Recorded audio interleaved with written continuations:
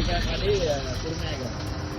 ප්‍රසිද්ධ කඩයක් ෆෝන්ස් වලට කරා මේ රොටි මේ පේනවනේ දැන් හදන ෆෝන්ස් තියෙන්නේ මහා අවුවේ තවල් වැඩ කරන්නේ.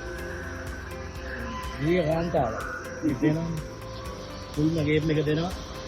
ආසයි බලන්න අපිට සන්තෝෂයි මේ තිරිය කාන්තාව ෆුල්ම ගේම් එක දෙනවා. අර පේන්නේ රොටි හදනවා දෙපේන ජම්බාදු රොටි. ඉතින් මේ වගේ වැඩ කරොත් තමයි සාර්ථක වෙන්නේ.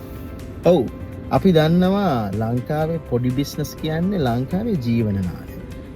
මොකද පොඩි බිස්නස් වලින් තමයි ඕනම ලොකු බිස්නස් එකක් බවට පරිවර්තනය වෙන්නේ. මේ වගේ පොඩි බිස්නස් Tamanටම පුළුවන් තමන්ගේ මාකට් එක එක්ස්පෑන්ඩ් කරලා තමන් විසින්ම තමන්ගේ ව්‍යාපාරය ගැන කතා කරන්න.